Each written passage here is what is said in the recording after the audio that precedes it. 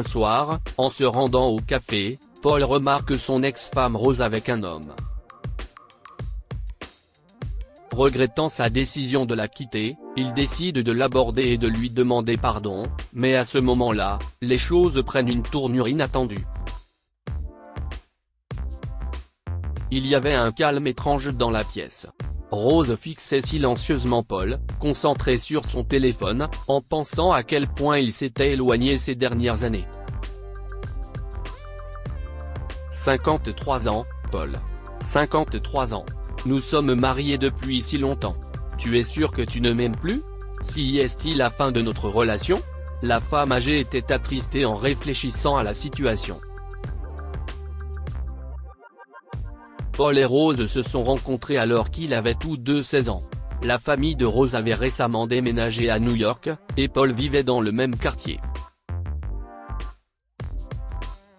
Il s'est avéré qu'ils ont tous deux rejoint la même université après le lycée et, au fur et à mesure qu'ils passaient du temps ensemble, leur amitié s'est transformée en amour. Après avoir obtenu leur diplôme, ils se sont mariés et ont emménagé dans un petit appartement en Floride. Paul a commencé à travailler dans un cabinet comptable et Rose a décidé de s'occuper de leur magnifique maison.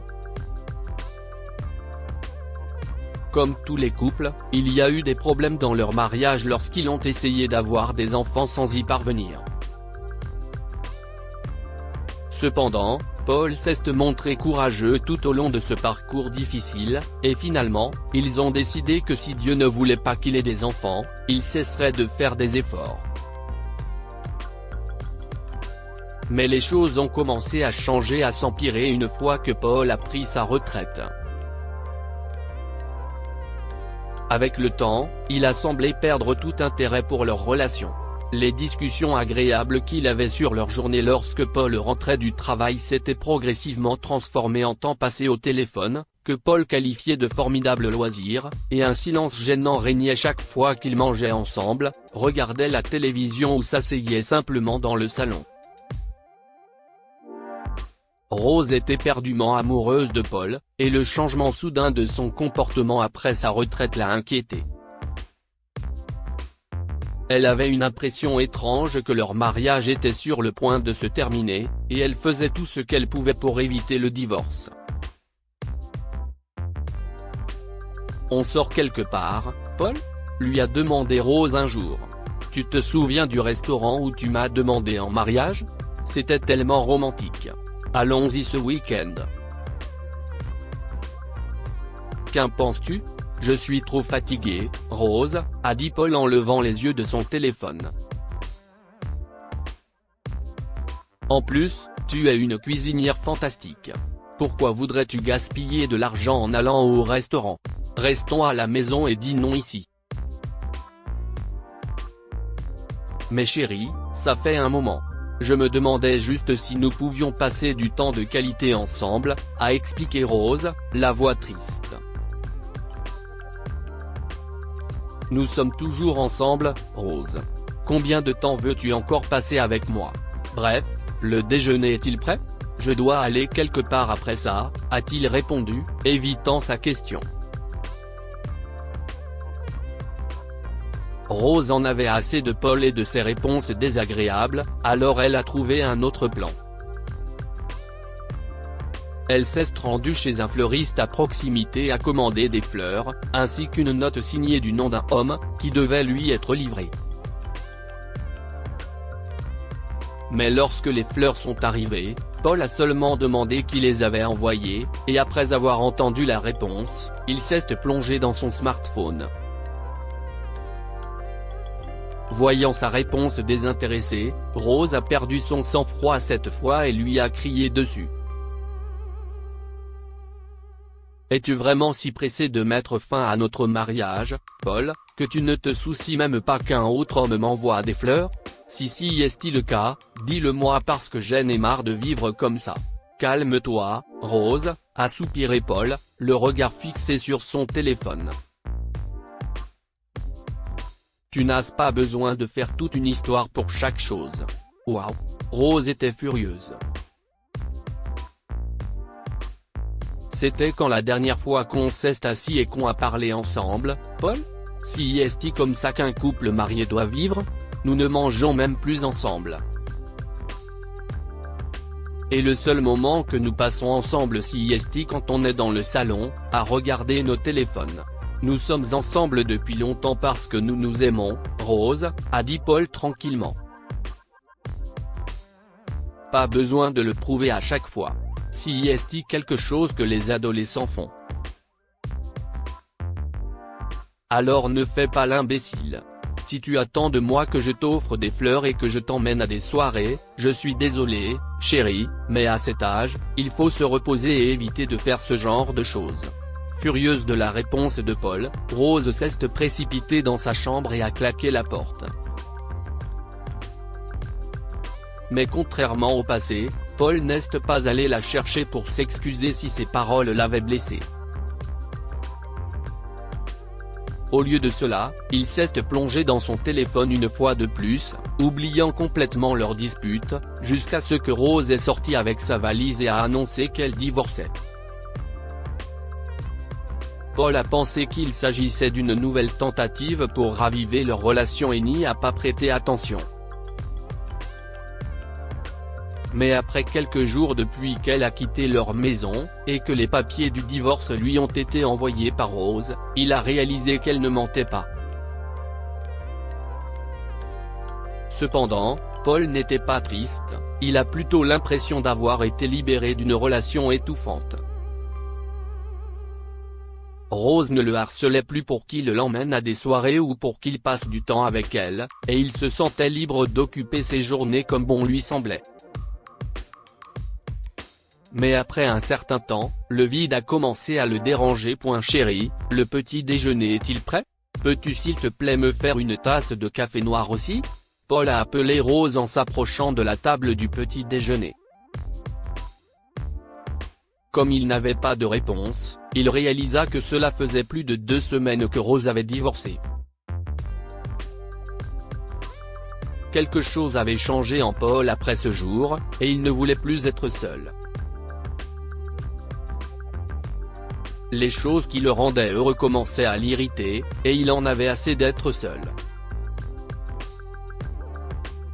Un jour, il se rendait dans un café du coin pour rompre sa solitude, mais au moment d'entrer, il a remarqué quelque chose qui l'a arrêté dans son mouvement. Rose était là, mais elle n'était pas seule. Elle tenait la main d'un autre homme, et tous deux souriaient et se regardaient mutuellement. Rose était habillée d'une robe à fleurs et était aussi belle que jamais. Il ne l'avait pas vue sourire comme ça depuis longtemps.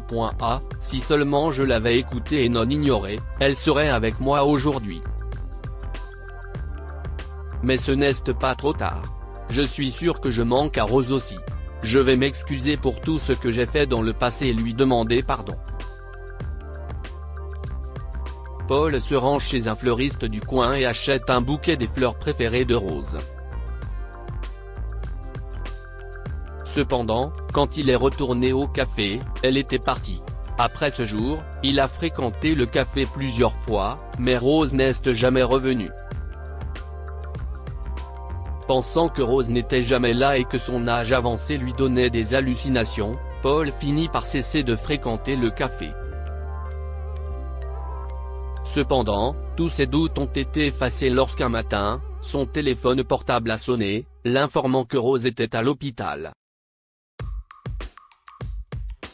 Lorsqu'il est allé la voir, il a appris qu'elle avait eu un accident le jour où il l'avait vue au café. Elle l'avait repéré à l'extérieur du café et voulait lui parler, elle s'est donc précipitée dehors pour le stopper, sans se rendre compte qu'une voiture arrivait dans l'autre sens. Vous aimeriez aussi, après le décès de sa femme, un veuf ouvre un tiroir et découvre une photo de son fils cachée à l'intérieur. Histoire du jour, l'homme au café avec Rose était en fait son soi-disant petit ami, il n'a même pas pris la peine de l'emmener à l'hôpital. Au lieu de cela, il a fui le lieu de l'accident, ce qui a incité les habitants à appeler une ambulance. J'ai été inconsciente pendant environ une semaine, et quand je me suis réveillée, je ne pensais qu'à toi, a sangloté Rose. Je ne sais pas trop pourquoi. Mais tout ce que je voulais, c'était que tu sois là. Je suis désolé, Rose, a dit Paul en la serrant dans ses bras. Je n'aurais pas dû te laisser me quitter. Si est de ma faute. Tout cela ne serait jamais arrivé si j'avais été là avec toi. Si est aussi ma faute, chérie, s'est écrié Rose. J'aurais dû être un peu plus patiente.